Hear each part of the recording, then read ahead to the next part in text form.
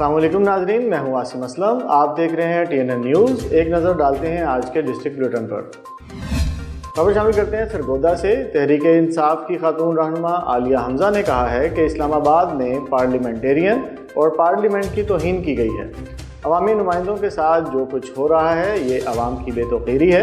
बलोचिस्तान से लोगों को लापता किया जा रहा है और यहाँ अरकान पार्लियामेंट, खवातीन और बच्चों को अगवा किया जा रहा है।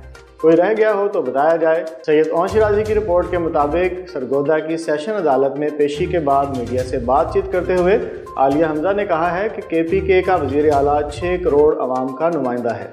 आलिया हमजा के खिलाफ मियाँ वाली में 9 मई को हंगामा आराई और तोड़ फोड़ का मुकदमा दर्ज है। इंसदाद दहशत गर्दी की खुसूसी अदालत के कैद के तबादले के बायस उनके मुकदमे की समाअत सेशन अदालत में हुई। आलिया हमजा ने इस मौका पर कहा कि उन्हें झूठे मुकदमात में मुलव्वस करके अज़ाइम और इरादों को कमज़ोर नहीं किया जा सकता। सबसे पहले तो मैं ये कहूँगी, कल की रात पूरी जमहूरियत के ऊपर एक स्याह धब्बा था। कल की रात ने ये बता दिया कि वो पार्टियां जो वोट को इज्जत देने का, जमहूरियत बेहतरीन इंतकाम है, उसका नारा लगाती थी, उन्होंने किस तरह से पार्लियामेंट की बेतौकीरी की, उन्होंने किस तरह से अवाम के अवामी नुमाइंदों की बेतौकीरी की। रात के आखिरी पहर में जिस तरह से हमारे पार्लियामेंटेरियंस को वहाँ से अगवा करके ले जाया गया, ये जमहूरियतों में तो नहीं होता, ऐसा तो बदतरीन आमरीयतों में नहीं होता। तो ये जमातें क्या ये बताना पसंद करेंगी कि जिस वक्त हमारे चेयरमैन को अगवा किया जा रहा था, उस वक्त जो इशाया हो रहा था इत्तेहादी जमातों का और सियासी इस्तेहकाम की बात हो रही थी, तो क्या मुल्क में सियासी इस्तेहकाम इस तरह से आता है? परसों जो हमारे जलसे के अंदर हमारे कारकुनीन के साथ किया गया, एक NOC को बुनियाद बनाकर पूरी PTI की लीडरशिप पर जिस तरह से हमले किए गए, क्या ऐसा जमहूरियतों में होता है?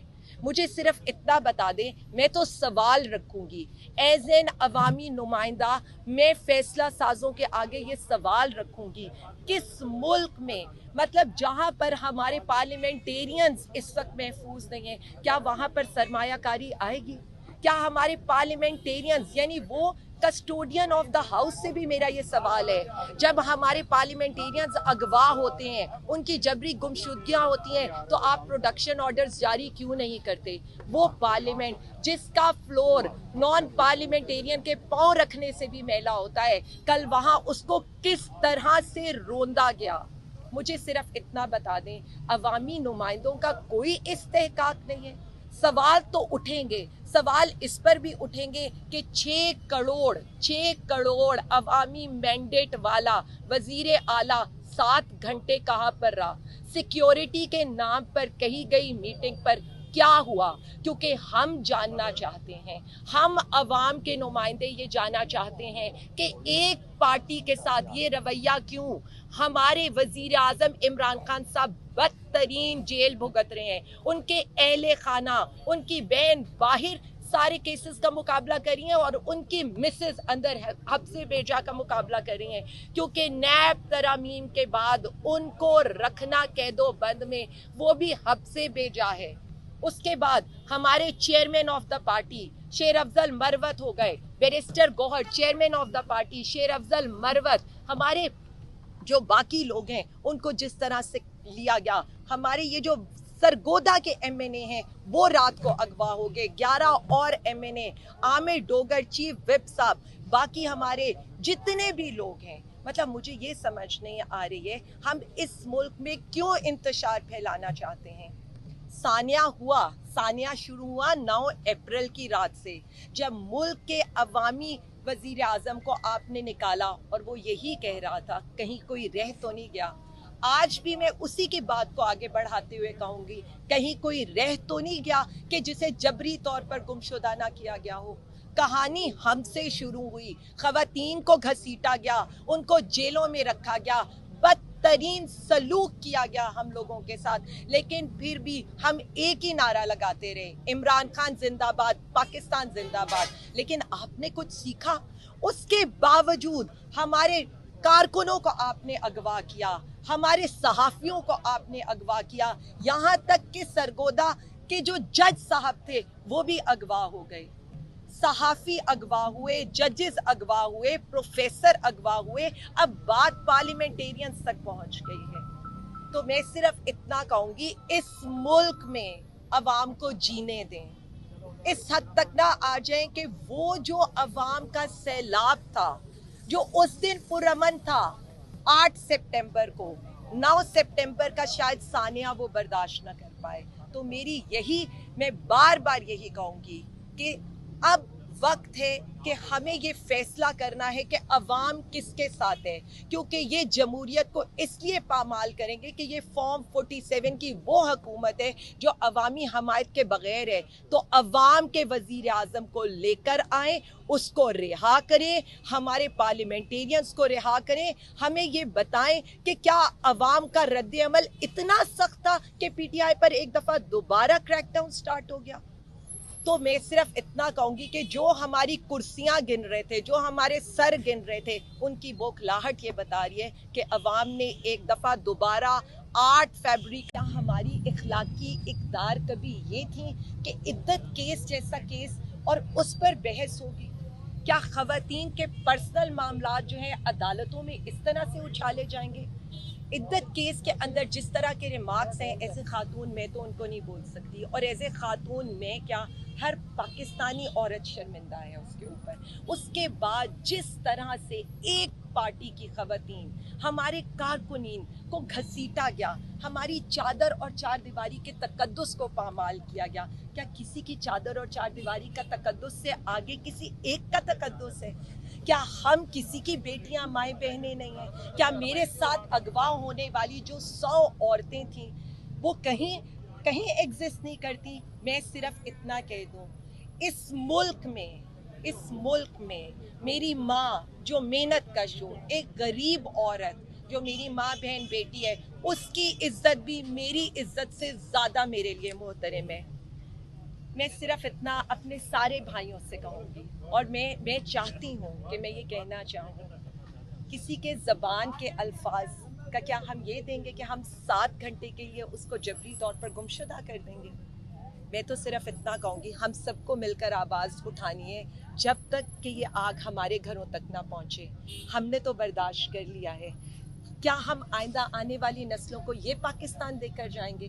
मैं बिल्कुल ये नहीं कहूँगी, मैं किसी पार्टी के लिए भी ये नहीं कहूँगी कि कल को उसको ये वक्त देखना पड़े। मैं किसी औरत के लिए, किसी पाकिस्तानी औरत के लिए, क्योंकि हर पाकिस्तानी औरत मेरे लिए मोहतरम और मुकद्दम है, उसकी इज्जत पर हम जान देने के लिए कुर्बान हैं। लेकिन मैं सिर्फ इतना कहूँगी कि इतना कॉम्प्लिकेट मत करें चीज़ों को कि जब आग सबके घरों तक पहुंच जाए। और जो लोग इस वक्त हुकूमत में बैठे हैं, जो लोग फैसला साज हैं, उनको ये फैसला करना है कि ये मुल्क ऑलरेडी तबाही के दहाने पर जा रहे हैं। अवाम अभी खामोश फैसला सुना चुकी है। मैं कभी ये नहीं चाहती कि मेरे मुल्क में वो हाल हो जो बांग्लादेश में हुआ है, लेकिन तलबा को, नौजवानों को, खवातीन को हम रोक कर बैठे हैं। इंशाअल्लाह ताला आज लाए अमल का ऐलान भी होगा और हम बताएंगे भी, क्योंकि ये चीज़ नाकाबिले बर्दाश्त। अच्छा मैम, सिर्फ ये समझती हूँ, मेरा लीडर जो कहता है ना, मेरा लीडर सिर्फ ये कहता है ये फौज भी मेरी है, ये मुल्क भी मेरा है, उसके बाद दूसरी कोई बात रह नहीं जाती। अब तो सोचने की सिर्फ ये ज़रूरत है कि हम चाहते क्या हैं। लीडर हमारा जेल में है, कारकुनीन हमारे जेल में है, सियासी कायदीन हमारे जेल में है, पार्लियामेंटेरियंस कल आपने PTI के सारे उठा लिए, उसके बाद तबले जंग हम बजा रहे हैं। मैं सिर्फ इतना कहूँगी कि नफरत के जो ये कांटे बिखेरे हुए हैं ना, इनको राहों से उन्होंने ही चुनना है जिन्होंने ये बिखेरे हैं, और ये नफरत का जवाब नफरत से मत दें। ये पाकिस्तानी कौम है, उस पाकिस्तानी कौम की नफरत को अगर कोई मोहब्बत में बदल सकता है तो वो वजीर आज़म इमरान खान है। अवाम की पल्स को समझें। हम चाहते हैं इदारों के दरमियान और अवाम के दरमियान ये जो खलीज है उसको पुर किया जाए, और उसको पुर सिर्फ एक बंदा कर सकता है जो कैदी नंबर 804 है। इस चीज़ को हमें पॉइंट ऑफ नो रिटर्न से पहले जाकर ख़त्म करना है, क्योंकि हम सिर्फ इतना चाहते हैं कि हमारे वजीर आज़म को आप छोड़ें, उनको रिहा करें, और उसके बाद जो मैंडेट का असल हकदार है उसे लेकर आएं।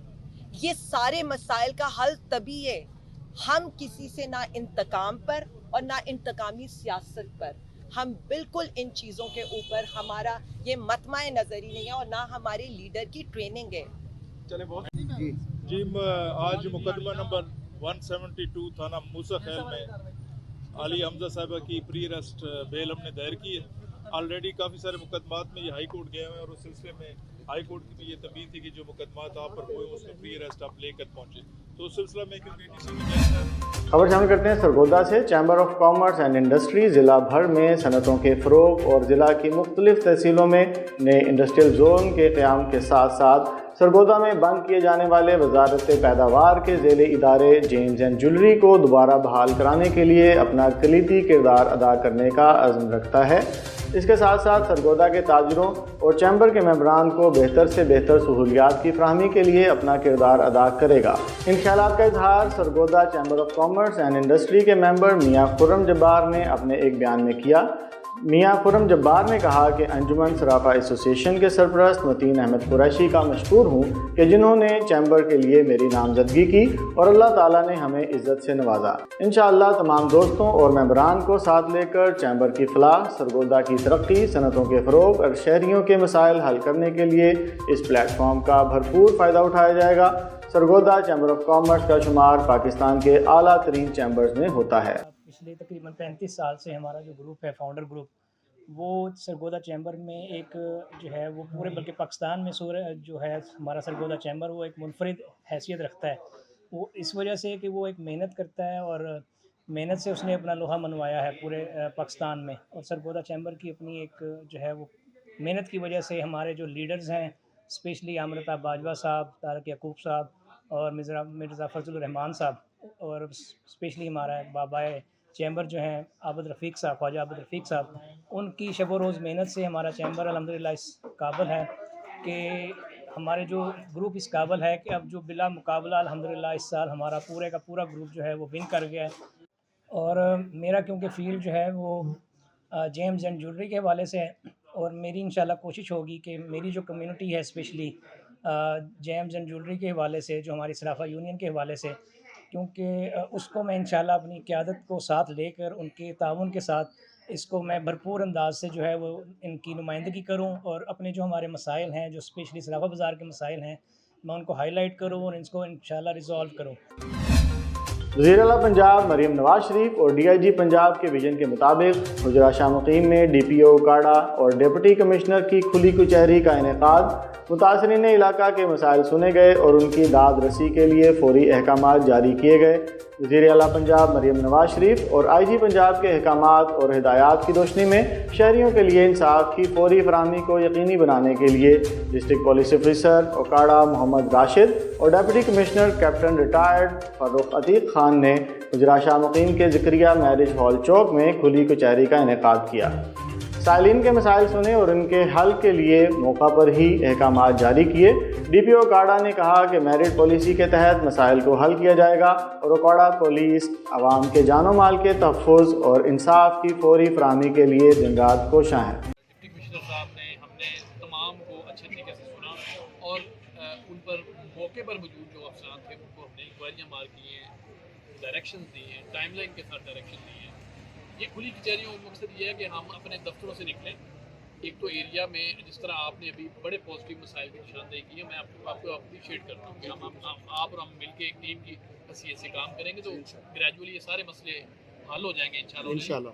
ये जो जितने भी केसेस थे, कोई रॉबरी है 2023 का, कोई बाइक चोरी है, कोई बाइक स्नैचिंग है, कोई नकबजनी है, कोई ज़मीनों के मामला हैं, कोई इंक्वायरी तलब मामला हैं, कोई लड़ाई बड़ाई के और आपस में फैमिली दवाजी और डोमेस्टिक इश्यूज़ हैं, तो ये तमाम के तमाम जो है हमने सुना है और मौके पर उसकी नोयत के मुताबिक जो है ऑफिसर कंसर्न को इंस्ट्रक्शन जारी किए हैं। फॉलो मैकेनिज़्म डिप्टी कमिश्नर में भी ऑफिस में भी मौजूद है, हमारे पास भी मौजूद है। इंशाअल्लाह अज़ीज़ हम सब मिलकर ये सिविल सोसाइटी के तमाम मकातब फ़िक्र के लोग, उलमाए किराम, सहाफ़ी, लॉयर्स और हम सब मिलकर एक टीम की हैसियत से काम करेंगे इंशाअल्लाह। ये खुली कचहरियों का सिलसिला हम जारी सारी रखेंगे।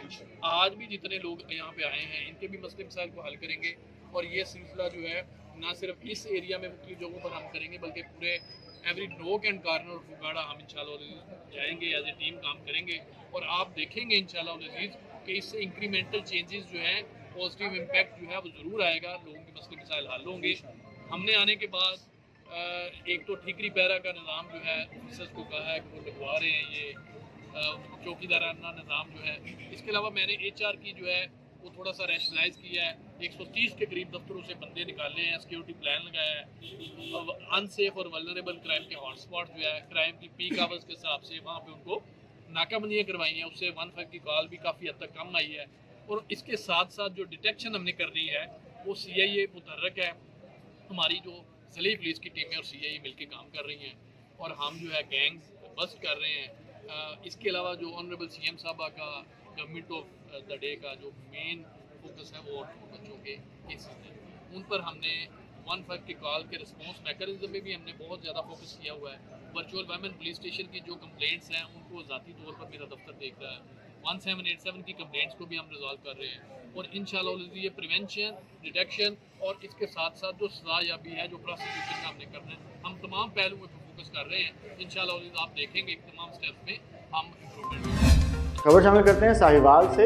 ईद मिलादुन नबी सल्लल्लाहु अलैहि वसल्लम के मौका पर वापडा कॉलोनी साहिवाल में 13 रबीउल अव्वल बाद नमाज इशा आमद मुस्तफ़ा सल्लल्लाहु अलैहि वसल्लम की खुशी में एक अज़ीमुश्शान महफ़िल मिलाद मुस्तफ़ा का इनेकाद किया गया है। इस प्रोग्राम का इनेकाद साहिबजादा हज़रत पीर फ़कीर मोहम्मद सरकार सज्जादा नशीन आस्ताना आलिया बटखेला शरीफ की ज़ेर सरपरस्ती और सैयद इमरान अहमद शाह MNA साहिवाल की ज़ेर सदारत होगा। महफ़िल मिलाद मुस्तफ़ा सल्लल्लाहु अलैहि वसल्लम में आने वाले आशिक़ाने मुस्तफ़ा में उम्रे का टिकट भी बज़रिया कुरानदाज़ी दिया जाएगा। अब तक के लिए इतना ही। देखते रहिए TNN न्यूज़।